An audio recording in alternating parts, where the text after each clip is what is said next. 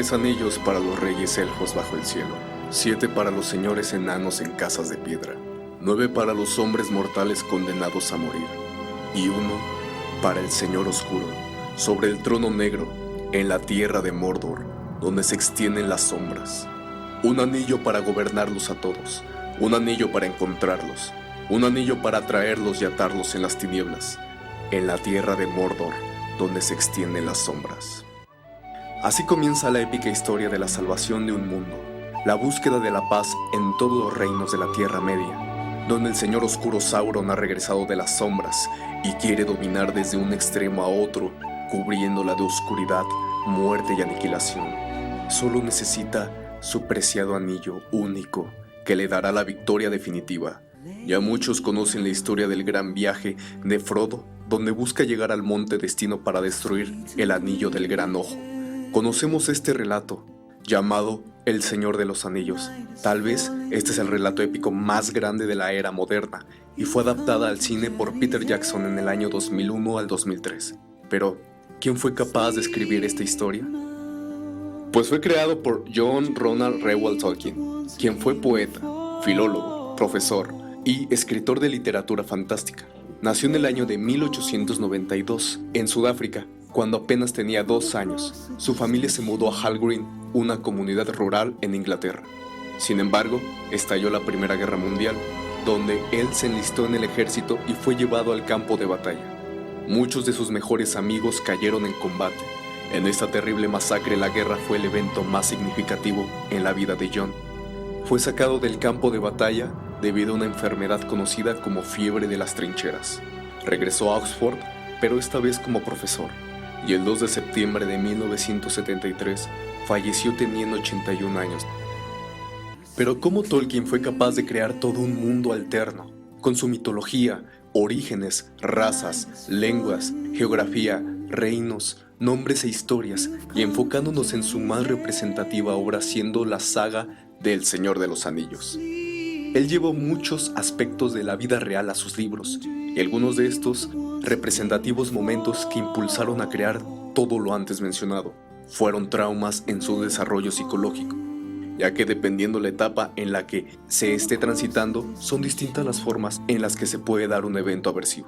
Los acontecimientos traumáticos pueden ser ambientales como catástrofes naturales o generados como guerras, terrorismo, asesinatos, violaciones, etc.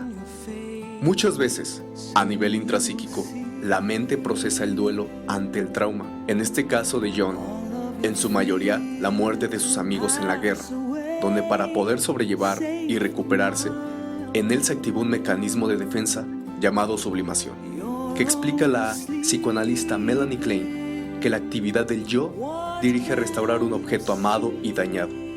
Pero, ¿cuáles fueron los eventos traumáticos en la vida de John Ronald Reuel Tolkien que influyeron en la creación de su obra literaria El Señor de los Anillos?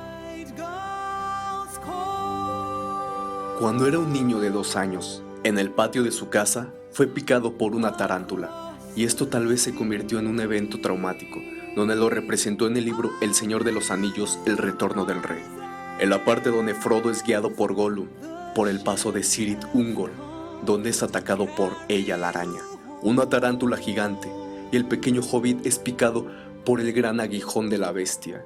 Y cuando esto ocurre, Sam llega al rescate de su fiel amigo, hiriendo de muerte a la araña. También recordando que vivió en Hall Green toda su niñez, esto aproximadamente desde los 3 a los 12 años. Esta zona era un lugar campirano, donde su hijo Christopher menciona anécdotas contadas por Ronald de la gente que habitaba aquí.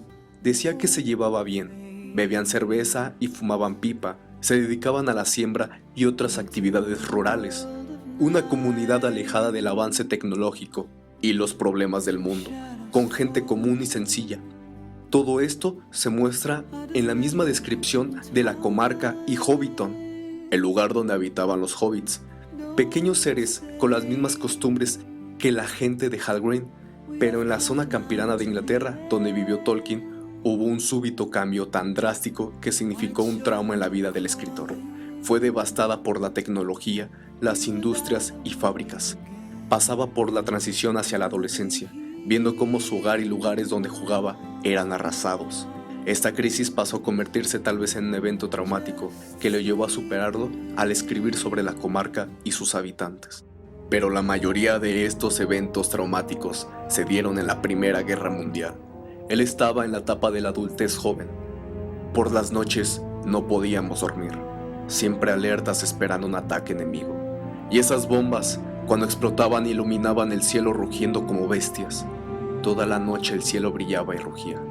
John mencionó esto en una de sus anécdotas contadas a su colega Lewis. En toda la saga, pero en especial en El Retorno del Rey, se muestra cómo Mordor está siempre en las sombras y que su cielo brilla y ruge.